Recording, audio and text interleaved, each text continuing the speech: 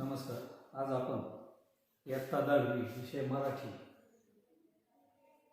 कविता 19 तो झालास मूक समाजाचा नायक. कवी जवी पवार.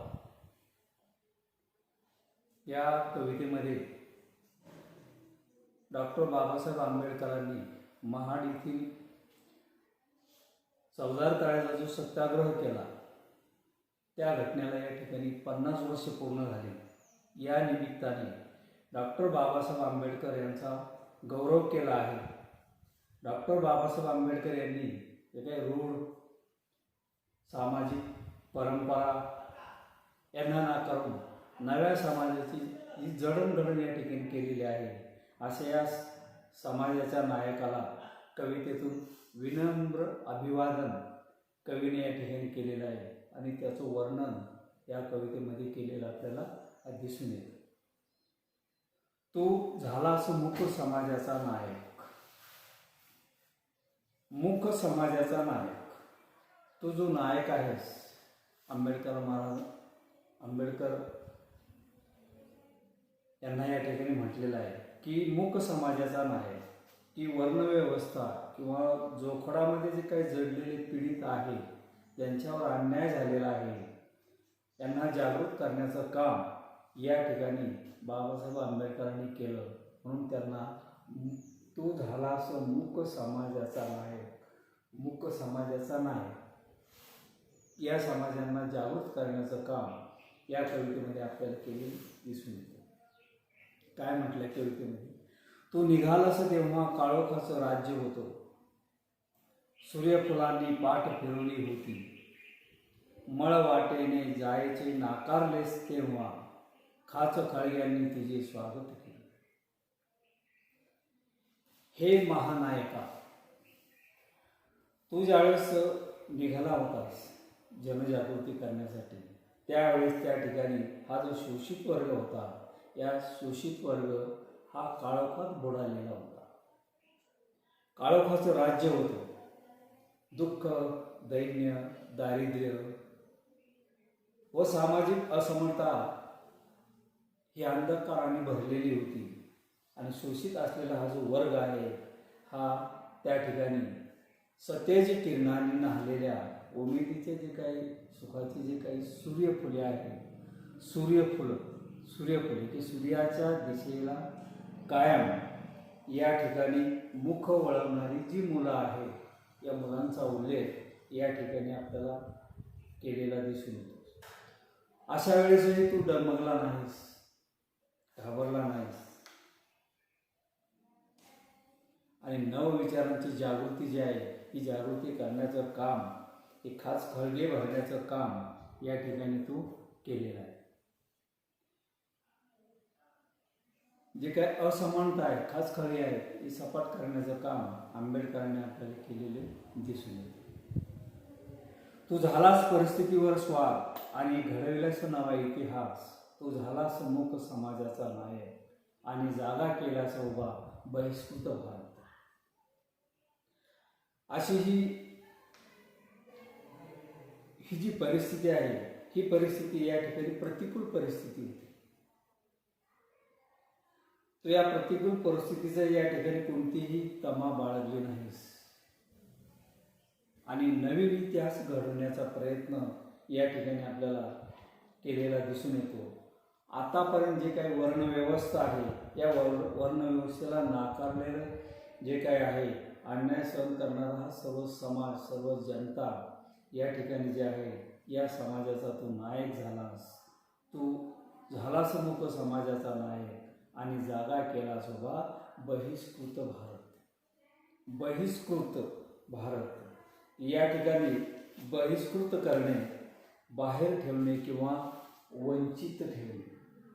सूर्यफुले की सूर्याकडे या ठिकाणी दिशेला काय मुखास वळवणारी जी मुलं आहेत, त्यांना सूर्यफुले या ठिकाणी म्हटलेले आहेत आणि याकडे पाठ फिरवलेले आहेस. अशा प्रकारचं या ठिकाणी दुसऱ्या काळात आपल्याला या बहिष्कृत केलेला जो समाज आहे, या समाजाला जागृत करण्याचं काम, त्यांच्यात नवचैतन्य, आत्मविश्वास आणण्याचं काम आंबेडकरांनी केलेलं आपल्याला या ठिकाणी दिसून येतं.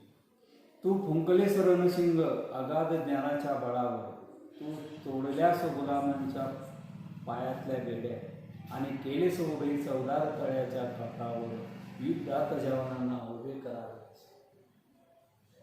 तो रणशिंग फुंकले. रणशिंग युद्ध सुरू करण्याच्या साठी जे वाद्य वापरलं जातं त्याला रणशिंग या ठिकाणी म्हटलेलं आहे. की युद्ध सुरू होण्याचा इशारा या रणशिंगाने, या वाद्याने या ठिकाणी केला जातो. आणि रणशिंग या ठिकाणी हे जे काही बहिष्कृत केलेले तरुण आहे, समाज आहे, त्यांच्यावर अन्याय होतो, त्यांच्या बाजूने जी काही प्रतिकूल परिस्थिती होती ही अनुकूल करण्याचा प्रयत्न यासाठी या ठिकाणी सुरुवात केली. तो गुलामांच्या पायातल्या बेड्या या ठिकाणी तोडण्याचं काम या ठिकाणी आपल्याला केलेलं दिसून येतं. आणि केलेस उभे चवदार तळ्याच्या काठावर, युद्धात जवानांना उभे करावे तसे. आणि मग तू या ठिकाणी त्यांच्या पायातल्या बेड्या, जे बंधन आहेत ते तोडण्याचं काम या ठिकाणी केलं. आणि या सर्वांना, युद्ध सैन्यांना उभा करण्याचं काम या चवदार तळ्याच्या काठावर बाबासाहेब आंबेडकरांनी केलेलं आपल्याला आज दिसून येतं. तुझे शब्द जसे की महाकाव्य तुझ्या पायाजवळ गळून पडावी, तुझा संघर्ष असा की काठांच्या संगीनी व्हाव्यात.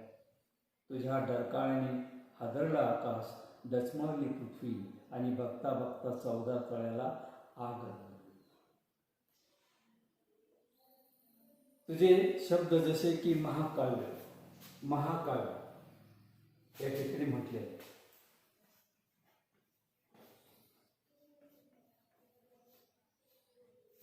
त्या चवदार तळ्याला या ठिकाणी महाड येथील असणारं चवदार तळ, याला 50 वर्ष या ठिकाणी पूर्ण झाली. ते पिण्यासाठी खुलं व्हावं म्हणून त्या ठिकाणी जे काही पारंपरिक रूढी परंपरा आहेत या नष्ट व्हाव्यात म्हणून या ठिकाणी त्यांनी आंदोलन या काळामध्ये तिथे केलेलं आपल्याला दिसून येतं. हे जे महाकाव्य आहे त्याच्या पायाजवळ गळून पडावी. महाकाव्य या ठिकाणी जे म्हटलेलं आहे की भारतीय संस्कृतीतील असणारी जी काही मूल्य आहेत ही वाजवण्यात येणारं, ही जी दर्शवणारी आहे ही प्राचीन काव्य त्या ठिकाणी आहे. असं ही महाकाव्य या ठिकाणी तुझ्या पायाजवळ गळून पडावी, तुझा संघर्ष असा की काठांच्या संगीनी व्हाव्यात. संगीनी म्हणजे बंदुका व्हाव्यात, या जवानांच्या हातात बंदुका त्या ठिकाणी व्हाव्यात, हातातील सर्व काठ्या बंदूक होऊन बसाव्या. आणि असा तुझा अनोखा संघर्ष या ठिकाणी तो होता. तुझ्या बुलंद घोषणेमुळे या ठिकाणी आकाश हादरून गेलेलं आहे, तुझ्या डरकाळीने आकाश हादरलेलं आहे आणि पृथ्वीसुद्धा त्या ठिकाणी काय झालेले, डळमळू लागलेले आहे. आणि बघता बघता चवदार तळ्याला सुद्धा या ठिकाणी आग लागलेली आहे. म्हणजे पूर्ण संघर्ष हा त्या ठिकाणी पेटलेला आपल्याला दिसून येतो. आज 50 वर्षांनी अनुभवतोय, सूर्यफुले तुझ्या ध्यास घेत आहेत, बिगुल प्रतीक्षा करतोय, चवदार तळ्याचं पाणी तेही आता थंड झाले. या चवदार तळ्याच्या संग्रामाला आता 50 वर्ष या ठिकाणी पूर्ण होत आहेत. 50 वर्ष उलटून गेले कवी म्हणतात. आणि 50 वर्षांनी तो संघर्ष पुन्हा मी अनुभव पाहतो. अजूनही त्या ठिकाणी ही जी काही सूर्यफुलांनी भूतकाळात पाठ फिरवलेली आहे ती या ठिकाणी सूर्यफुलं आता तुझा ध्यास घेत आहे. ध्यास घेणे म्हणजे या ठिकाणी की त्याला पण एखाद्या गोष्टीची ओढ असणे, ध्यास घेणे एखाद्या गोष्टीची ओढ असणे. बिगुल प्रतीक्षा करतोय की 50 वर्ष पूर्ण झाले, संघर्ष करण्यासाठी संघर्षाला प्रवृत्त करणारा हा बिगुल या ठिकाणी तुझी वाट पाहतोय. आणि चवदार तळ्याचं पाणी जे आहे ते आता थंड पडलेलं आहे. संघर्ष मावळला आहे पण चवदार तळ्याचं पाणी जे आहे आजही पुन्हा पेटण्यासाठी आसुसलेलं आहे. शोषितांची परिस्थिती फारशी अजूनही चांगली नाही, कोणताही फरक या ठिकाणी पडलेला नाही. हे पुन्हा एकदा संघर्ष करण्याची वेळ बहिष्कृत समाजाला जागृत करण्याचं, त्यांच्यामध्ये चेतना आणण्याचं आणि आत्मविश्वास आणण्याचं काम या ठिकाणी केलं पाहिजे. म्हणून हे 50 वर्ष पूर्ण झाल्यानंतर या ठिकाणी परंपरा नाकारून समाजाला जागृत करून समाजाची जी काही जडणघडण या ठिकाणी केली आहे, मूकपणे अन्याय करून या वंचितांच्या पिढीला आत्मविश्वास त्या ठिकाणी दिला आणि त्यांना जगण्याचं बळ या ठिकाणी दिलं, अशा महानायकाच्या अति कर्तृत्वाची महती या कवितेत आपल्याला कवीने वर्णन केलेली दिसून येते. तसेच 50 वर्षानंतरही परिस्थिती 50 वर्षानंतर सुद्धा तीच परिस्थिती आज या ठिकाणी आहे हे सांगण्याचं काम कवीने आपल्याला या ठिकाणी केलेलं दिसून येतं. त्याचा स्वाध्याय आकृती पूर्णता. डॉक्टर बाबासाहेब आंबेडकरांनी नाकारलेली गोष्ट कोणती आहे? मळघाट पारंपरिक रूढ झालेला जो मार्ग आहे, हा मार्ग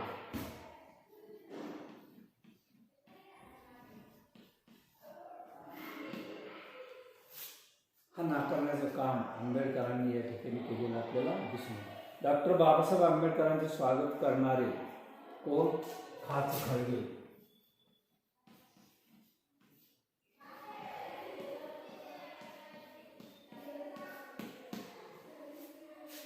खाचखळगे या ठिकाणी काय म्हटलेलं आहे की जे काही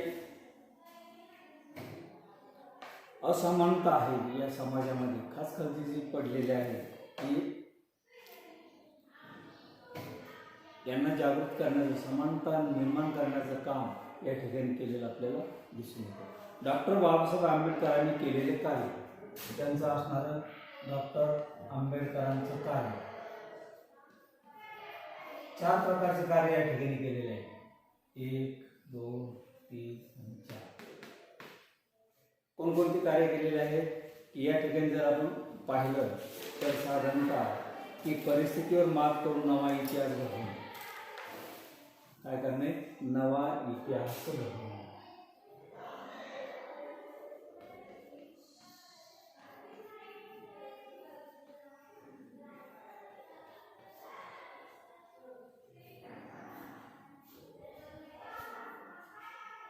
दुसरं कार्य कोणतं या ठिकाणी केलेलं आहे की मूक समाजाचं नेतृत्व करणे.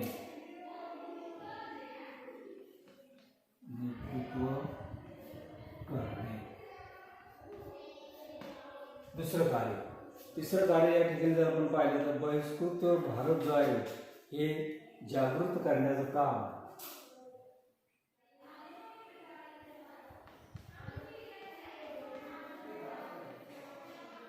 भारत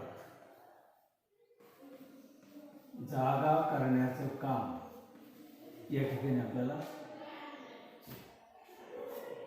तिसरं कार्य या ठिकाणी दिसून येतं. आणि चौथा आहे चवदार तळ्याचा संग्राम. चवदार तळे